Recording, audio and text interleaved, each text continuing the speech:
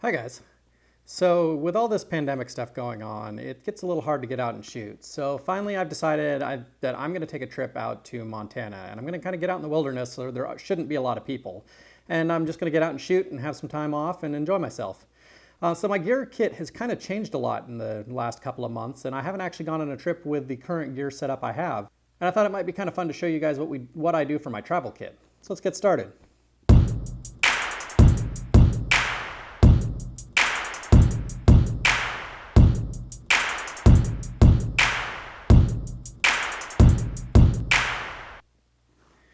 So this is a 10-bit 15 messenger bag.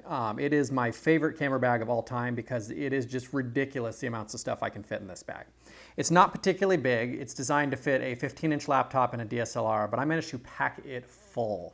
And I'm going to show you some of the stuff that I packed this week. Okay, so here we go. So first off, I never go anywhere without my last camera strap. This is one of those kind of hipstery shoulder straps, but when you carry heavy cameras around, this is seriously one of the most comfortable straps I've ever had. It was made locally by a company called Last Camera Company here in Portland, and it's very, very similar to the Holdfast Moneymaker that a lot of people make, but I feel like this one's a little nicer quality, and it's done really good by me. I don't go anywhere without this one. Now, with all the film work I do, it might surprise some of you guys to find out that I'm actually very much a hybrid shooter. I quite often shoot digital, especially in my professional work. So I do have some digital gear in here. For video usage, I have my GoPro Hero 7. A lot of my windshield driving stuff and some of my handheld stuff will be shot with this for my YouTube stuff. And just recently, I have picked up a Canon Eos M, the very original one, and have put it on a Zhiyun Crane M1 gimbal. Now, the cool thing about the Canon Eos M is that it can be hacked with a firmware called Magic Lantern that turns this into a really cool 5K capable Super 35 or Super 16 format, depending on which mode you put it in, video camera that takes just really phenomenal footage. So I'm going to be using that a lot on my trip. For a long time, I shot the Sony A7 mirrorless camera, but very recently I have switched to the Fuji GFX 50R medium format mirrorless camera.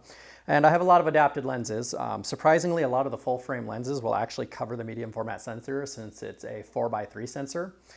So I have a lot of adapted lenses that are going to go with that. Now for film, I'm going to be taking my Hasselblad. This is my 2000 FCM with the 80mm f2.8 lens. It is a fantastic all-around shooter. Since I shoot a lot more than just landscape when I'm out on traveling, this tends to just cover kind of all the bases. And actually, that is going to be the only film body I bring with me this time because the 50R is really new to me. I want the chance to get a little bit of a hang of it, get to play with it a little bit while or before the pandemic ends, so that when I go back to studio work, I'm really, really comfortable with that camera. Now, I'm also going to be bringing the Minolta 58mm f1.4 Rocker PF because it covers the sensor on the 50R also.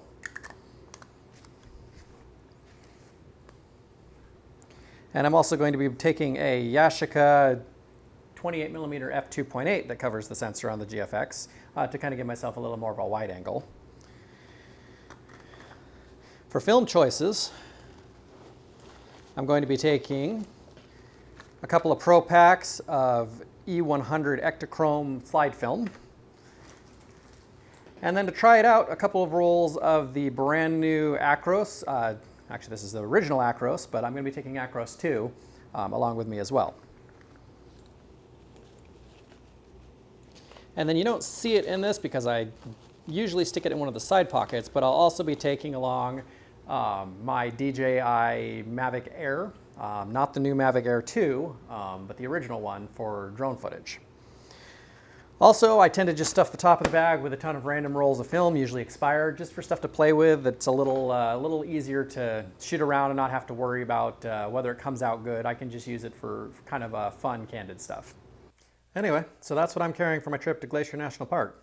I hope you guys enjoyed this little peek into what I'm carrying in my kit for this trip. My kit changes up quite a bit, so I'll probably do some more of these later when my kit changes. If you have any questions about why I chose what I chose, or any comments about why I chose the wrong camera or wrong piece of equipment, feel free to tell me down in the comments. Anyway, I'll be showing you some videos from my trip probably within the next couple of weeks, so if you're interested in that, stay tuned. And as always, guys, thanks for watching.